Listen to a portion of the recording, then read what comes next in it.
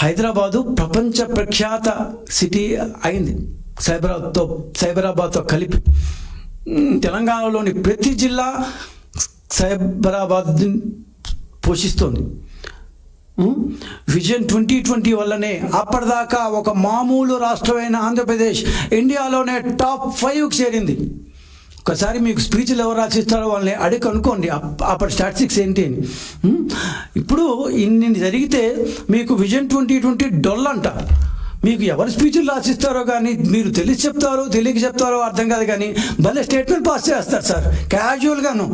చదివారు చదవకపోతే లేదు, స్టేట్మెంట్ అయితే నేరుగా పాస్ చేస్తారన్నమాట.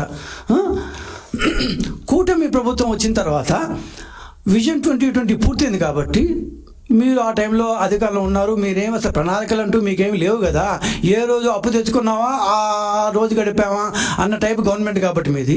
మేము 2024లోకి వచ్చిన తర్వాత భారతదేశానికి స్వాతంత్రం వచ్చి 100 సంవత్సరాలు అవుతుంది. 2047 1947లో భారతదేశానికి స్వాతంత్రం వస్తే 2047కి 100 సంవత్సరాలు అవుతుంది. 100 సంవత్సరాలు ఏమంటారు స్వేచ్ఛా భారతి 100 సంవత్సరాల యొక్క పాలనలో తనను తాను పరిపాలించుకున్న భారతదేశంలో మనం ఎక్కడున్నాం, ఎక్కడ ఉండాలి, ఎక్కడ ఉండబోతున్నాం, ఏ విధంగా ఉండబోతున్నాం, ఏ విధంగా ఉండాలి, ఆ ఉండాలంటే మనం ఎంత కష్టపడాలి, ఏ ఫీల్డ్ని మనం ఎంచుకోవాలి, ఏ ఫీల్డ్ని మనం దానికి సపోర్ట్ ఇవ్వాలి, ఇవంతా క్రోడీకరిస్తూ విజన్ 2047ని రాయించడం జరిగింది. కొన్ని వందల మంది కన్సల్టెంట్లు, కొన్ని పదుల మంది విద్యావేత్తలు, ప్రొఫెసర్లు దాదాపు 2 సంవత్సరాల పాటు కష్టపడి అధికారానికి రాకముందు నుంచే మేము చేయించడం ప్రారంభించాం. దీన్ని అధికారంలోకి వచ్చిన 6 నెలల్లో దీన్ని పూర్తిగా మెరుగులు దిద్ది అంత కష్టపడి ఒక్కొక్క ఫీల్డ్ క్షేత్రస్థాయిలో, పాలసీ లెవెల్లో, గవర్నమెంట్ స్థాయిలో ఏ విధంగా ముందుకు పోవాలి అని రాస్తే మీరు దాన్ని సింపుల్గా ఏంది విజన్ 2047 ఓ డొల్ల డాక్యుమెంట్. అసలు కనీసం జగన్మోహన్ గారు ఈ స్టేట్మెంట్ మీరు పాస్ చేసే ముందు ఒక్కసారన్నా ఆ డాక్యుమెంట్ మొత్తం చదివారా? I think it will take at least day or 2, కనీసం 1 రోజు 2 రోజులు పడుతుందండి ఆ డాక్యుమెంట్ మొత్తం పూర్తిగా చదివి అర్థం చేసుకోవడానికి. మీరు చదివారో లేదో, ఎవరన్నా స్పీచ్ ఇస్తే రాశారో, కానీ ఏ బేసిస్ మీద మీకు స్పీచ్ రాయించిన ఆ బుద్ధి ఉన్న వ్యక్తో బుద్ధి లేని వ్యక్తో నాకు తెలియదు, కానీ మీకోసం మీరు చెప్పారు కాబట్టి మీకోసం రాయించారో తెలియదు, కానీ ఏ బేసిస్ మీద డొల్ల డాక్యుమెంట్ అన్నారు అనేది అర్ధరహితం. నిజంగా అంత ఇదిగా ఒక మాజీ ముఖ్యమంత్రిగా మీరు మాట్లాడడం అనేది కొద్దిగా ఆలోచించినారు. ఏమున్నా అసలు దాన్ని చదివారా మీరు? మేము కానీ కనీసం ఆ చాప్టర్ వైజ్ కొన్ని క్వశ్చన్లు వేస్తే మీరు ఎట్టిప్పుడు చెప్పలేరు, కానీ సింపుల్గా డొల్ల డాక్యుమెంట్ అన్నారు.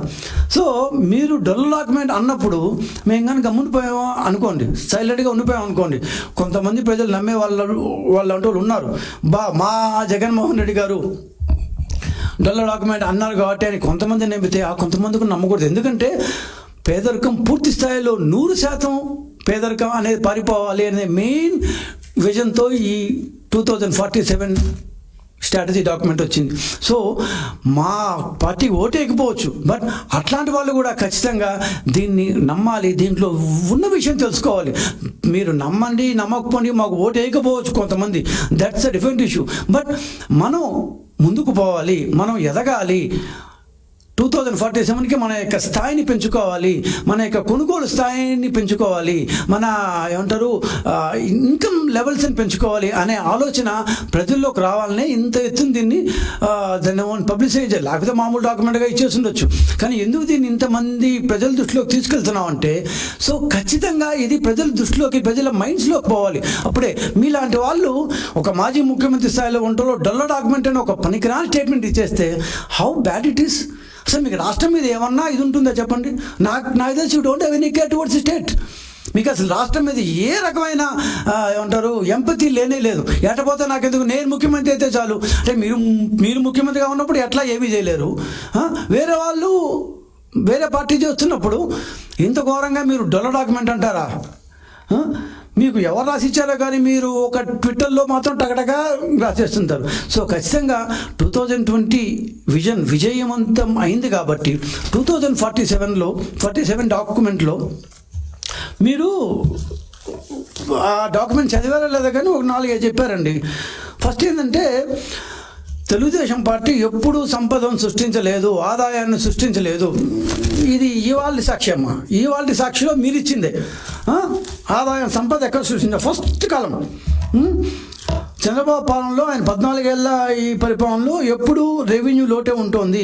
సంపదను ఎప్పుడన్నా సృష్టించారా? ఆయనకు సంపద సృష్టించే శక్తి లేదు. చంద్రబాబు గారికి సంపద సృష్టించే శక్తి లేదంట అని జగన్మోహన్ రెడ్డి గారు చెప్పారు.